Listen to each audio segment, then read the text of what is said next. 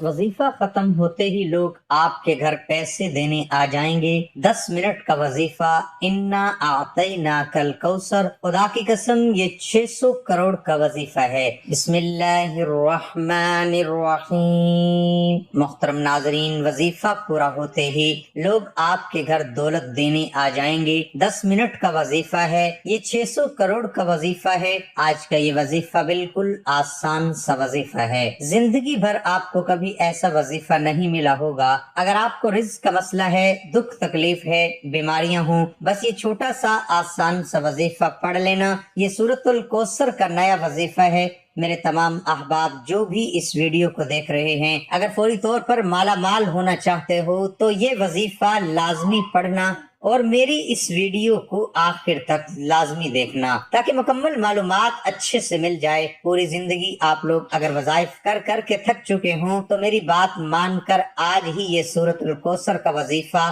सिर्फ एक मर्तबा पढ़ लो। अगर आप लोग अपनी पूरी जिंदगी में इस वजीफे को एक बार पढ़ लोगे तो इंशाअल्लाह बड़ी से बड़ी मुश्किल होगी वो भी हल हो जाएगी, और बड़ी से बड़ी रकम की आपको अगर जरूरत होगी तो वो आपकी जरूर फौरी तौर पर पूरी हो जाएगी। मेरे बहनों और मेरे भाइयों, आप लोग हमेशा शिकायत करते हैं कि हम जो भी वज़ाइफ करते हैं वो असर नहीं करते। हम सालों से वज़ाइफ कर रहे हैं लेकिन हम जो भी वजीफा पढ़ते हैं उसका हमें कोई फायदा नहीं, बल्कि हमारा वक्त ही जाया हो जाता है। इसकी बहुत सारी वजूहात हैं, बहुत से मसाइल होते हैं, लेकिन आपको बिल्कुल भी परेशान नहीं होना और घबराना भी नहीं। बस अपने रब पर ही कामिल यकीन और मुकम्मल भरोसा रखना है। हमें अल्लाह पाक ही पर भरोसा और एतमाद रखते हुए ही ये वजीफा करना है, और इंशाअल्लाह अल्लाह पाक अपने फजल और करम की बारिश बरसाएगा और आपकी खूब मदद फरमाएगा। कुरान मजीद में बहुत सी जगहों पर तवक्कल और अल्लाह पर यकीन की तलकीन की गई है।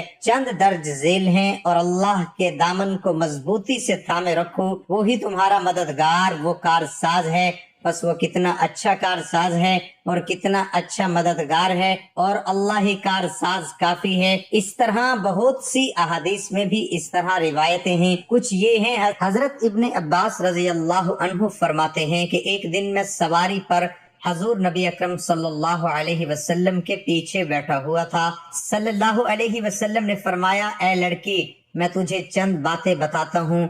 अल्लाह ताला को याद रख, वो तुझे महफूज रखेगा। अल्लाह ताला को याद रख, उसे अपने सामने पाएगा।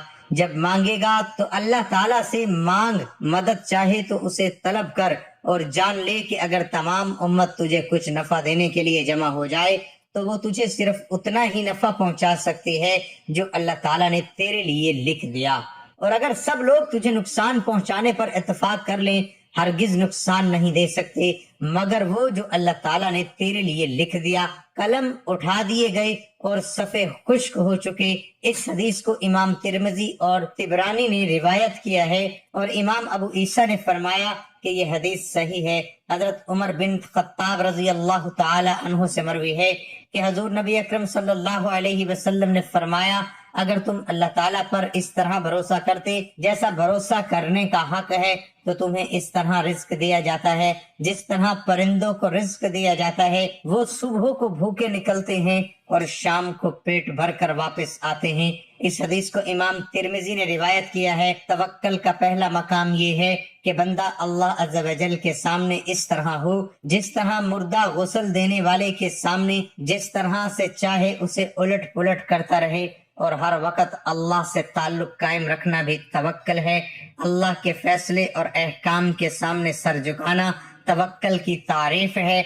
अल्लाह पर एतमाद करते हुए उस पर इत्तेफाक करना तवक्कल है।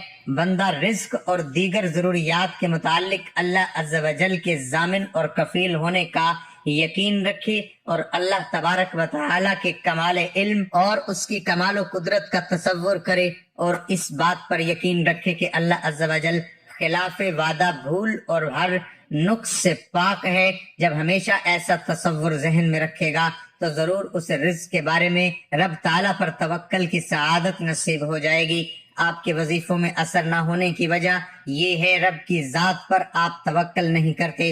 इसलिए जब भी कोई वजीफा शुरू करे तो अपने रब्बुल इज्जत पर पूरा पूरा यकीन और एतमाद रखें कि वो आपकी जरूर सुनेगा।